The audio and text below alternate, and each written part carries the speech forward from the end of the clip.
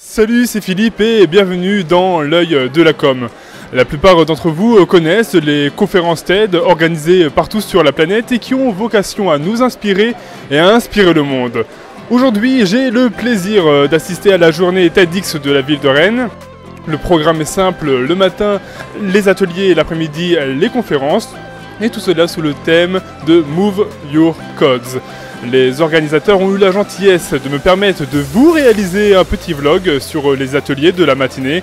J'en profite d'ailleurs pour les remercier chaleureusement. Je ne vous en dis pas plus et je vous invite tout simplement à me suivre. C'est parti!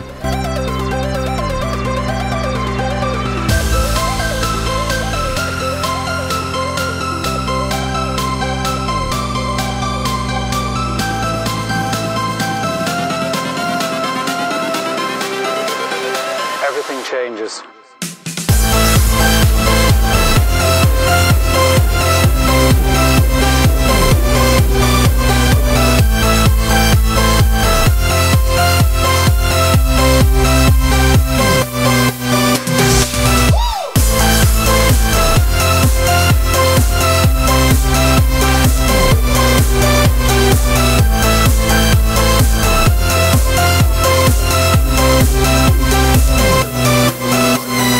Life.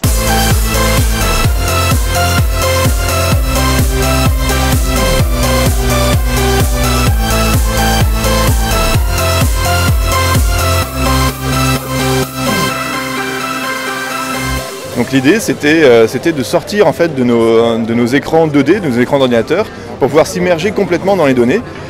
Et il se trouve qu'on a commencé à réfléchir à utiliser les dernières technologies de la réalité virtuelle, donc les casques de réalité virtuelle, les casques Oculus Rift, et les différents environnements immersifs, donc, comme l'environnement Cave qu'on a amené aujourd'hui. Donc une cave en fait c'est des murs de 2 mètres de haut et de 3 mètres de long, qui sont éclairés par des vidéoprojecteurs 3D, et à l'aide desquels on peut visualiser nos images de planétologie, faire de la quantification scientifique des images et des données qu'on observe qui sont acquises à 400 km d'altitude. Donc tout ça on le fait en 3D, en temps réel, dans un environnement immersif. On peut emmener une quinzaine de personnes, donc c'est pour ça qu'on se retrouve aujourd'hui à TEDx. On a déjà participé à plusieurs événements et donc voilà pourquoi on est arrivé ici.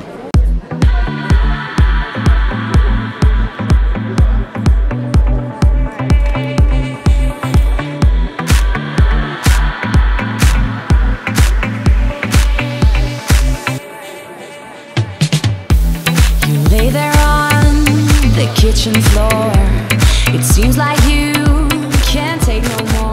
Donc on est ici pour présenter le Little Bird de Be-Sensory, parce que j'ai été la chance d'être sur scène l'année dernière pour les talks, donc pour le présenter. Donc je suis ravie de pouvoir le montrer en vrai cette année.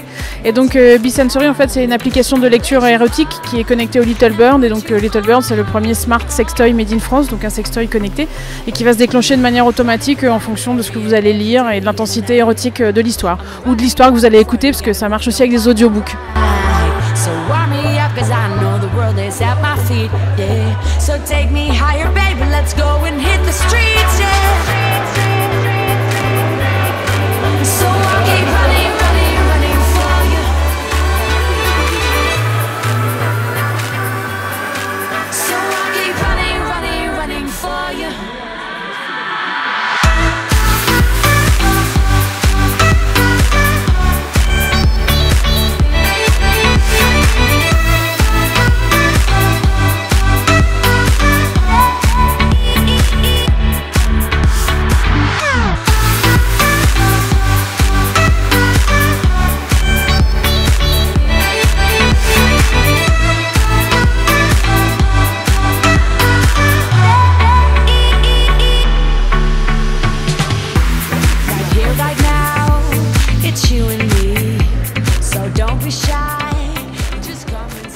Là ici les gens peuvent dessiner sur une palette graphique et c'est directement le robot qui reproduit les tracés sur une plus grande surface, et donc ça va permettre tout au long de la journée de faire une œuvre participative par la somme des personnes qui viendront rajouter un petit croquis sur la palette. Là la carte qu'on a ici elle a mis 7 jours à se faire dessiner, donc c'est hyper long, c'est hyper précis.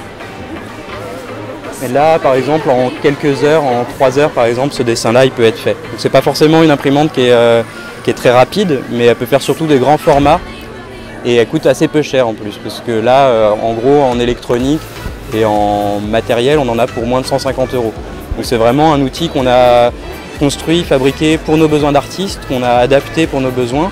Et donc voilà, il est très adaptable, très facile d'utilisation.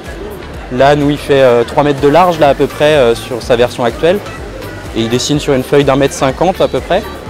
Mais actuellement, dans le quartier Bourgard, il dessine avec une bombe de peinture sur un mur de 4 mètres de large sur 3 mètres de haut pour faire une fresque au graffiti. Donc à la place du crayon, on a une bombe de peinture, mais c'est exactement la même chose.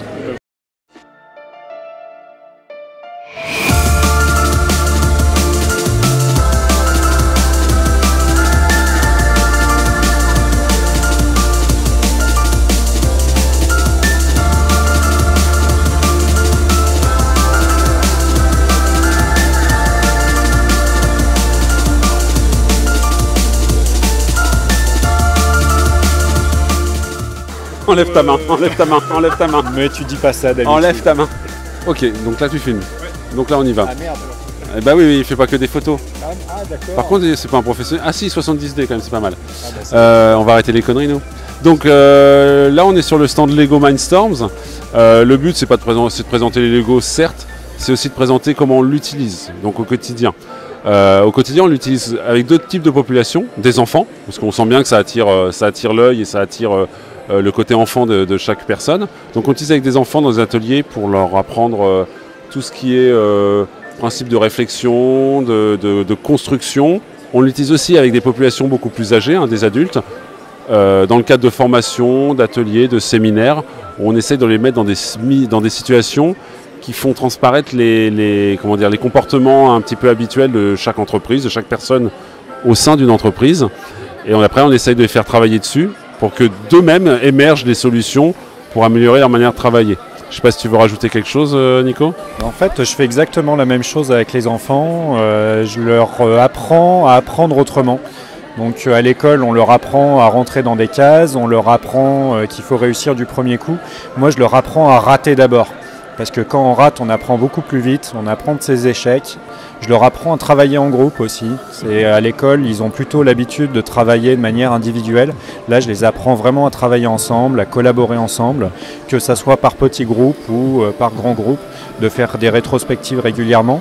Et c'est vraiment pour apprendre une manière différente d'appréhender l'informatique, de collaborer à plusieurs et d'apprendre en s'amusant.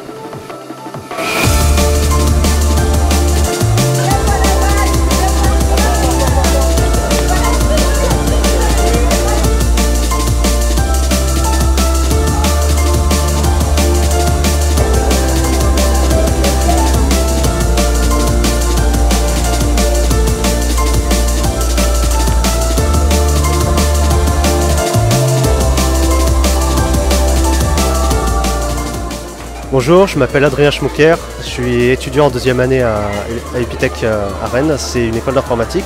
Et avec l'association Electronica, on a réalisé cette boîte à faire des dessins animés en stop motion. Donc l'idée est très simple, c'est d'avoir une surface sur laquelle on peut poser des objets. On a une caméra au-dessus qui va récupérer tout ce qui se passe et on peut lire le dessin animé également dessous. Nous sommes l'association accesstrip.org qui est une plateforme collaborative donc sur internet qui permet donc aux personnes à mobilité réduite de trouver des informations sur l'accessibilité dans le cadre du voyage. Donc ça permet à la fois à des personnes qui peuvent être aussi des personnes monsieur tout le monde de remplir un formulaire et indiquer donc des informations sur l'accessibilité qui va générer des fiches destination sur différents pays pour pouvoir aider les gens à mieux préparer leur voyage.